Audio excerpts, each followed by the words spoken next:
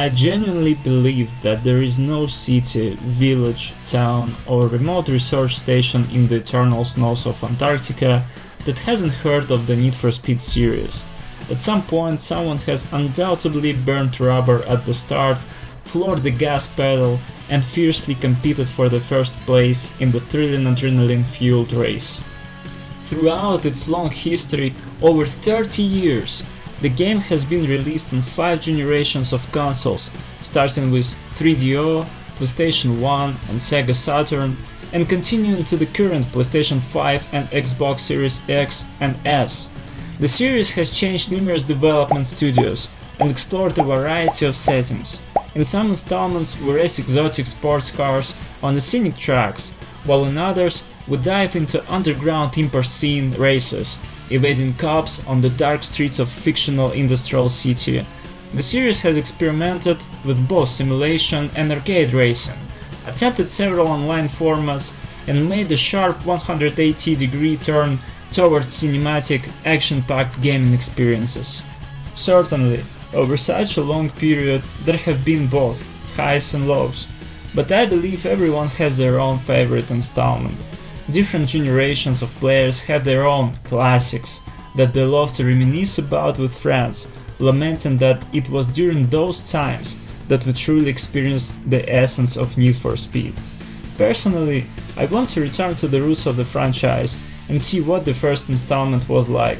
I hope you'll join me on this journey as well.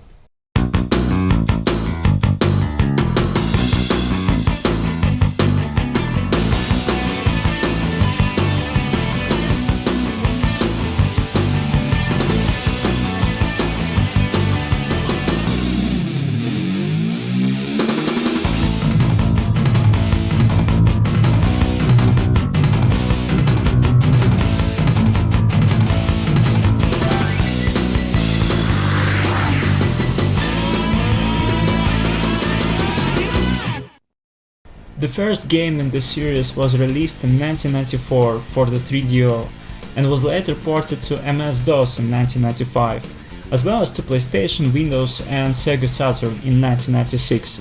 Each version slightly differs from the others, but perhaps the original version for the 3DO differs the most. It has fewer game modes, fewer tracks, no music, and a completely different menu, seemingly designed to better match the spirit of the 90s youth culture. Well, what can I say? You beat the best time. Woo! Woo! Next. I will be focusing on the PlayStation version. The game features 4 modes: time trial, race solo and try to beat the record lap time, head to head, a one-on-one race where you choose your opponent's car, single race. 8 racers, including the player, compete for the first place. The player can also select the cars for opponents, either choosing a single model for everyone or a pack, where all 8 available cars are on the track. Tournament essentially consists of the same single races, which can be completed in any order. The difference is that only specific cars can be selected for each race, and lap counts for circuit tracks are fixed at the normal setting, which means 8 laps for Rusty Springs and 6 laps for other tracks.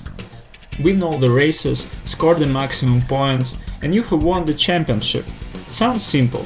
In reality, it takes blood, sweat and tons of tears to win the tournament. Only one of the available cars per race is truly capable of winning, provided you follow the only one optimal racing trajectory on the track. Make a couple of mistakes and victory slips away. Meanwhile, opponents seem to race on rails, accelerating instantly and reaching speeds that at times exceed their car's actual capabilities.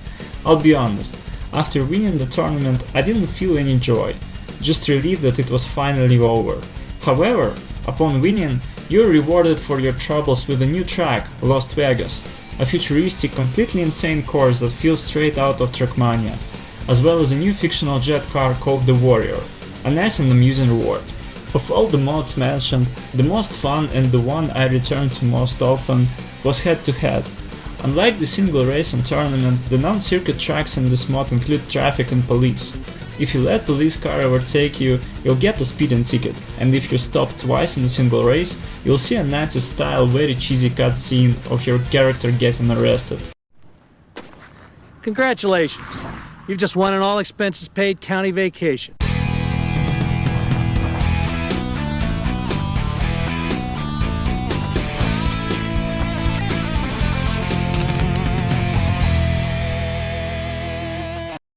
Honestly, despite the game's age, weaving between passing cars and dodging the police at high speeds is still as thrilling as ever. Speaking of the police, the very first Need for Speed even included the classic radar, where you can see a flashing dot representing the police car on your minimap. The game was created in collaboration with Road and Track magazine. To bring players as close as possible to the experience of driving an expensive supercar, great attention was paid to accurately representing the cars, both in appearance and interior details, as well as sound effects like the roar of the engine, gear shifts, and screeching brakes. The cars handle more realistically than arcade style. With a tangible sense of weight, power, and torque, the controls feel satisfying and intuitive. In addition to the aforementioned Warrior, the game featured 8 cars: the Acura NSX, Mazda RX-7, Toyota Supra, Lamborghini Diablo, Porsche 911, Corvette ZR1, Ferrari 512, and Dodge Viper RT10. On the car selection screen, each vehicle is accompanied by a brief summary of its technical specification and price, just for your information so you know the cost of that beauty. But there's no need to buy any of them in the game, as they're all available by default. In addition, each car has a showcase prepared by the Road and Track magazine, featuring tabs like General, Performance, Mechanical, and History. On each tab you will find a technical info and voiceover reading an article about the car while you browse through photos. The video tab allows you to enjoy a clip featuring that specific car. There's no need to describe it, it's better to see it for yourself.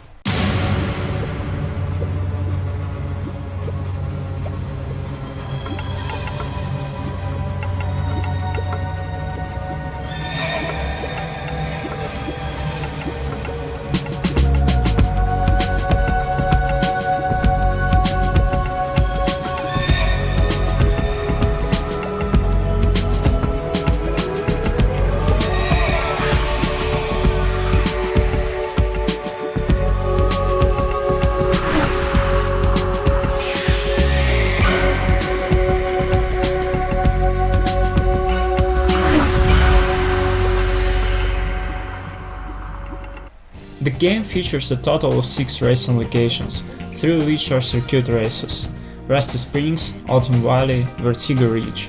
Additionally, there are 3 point-to-point racing locations: City, Coastal, and Alpine, each of which is divided into 3 segments.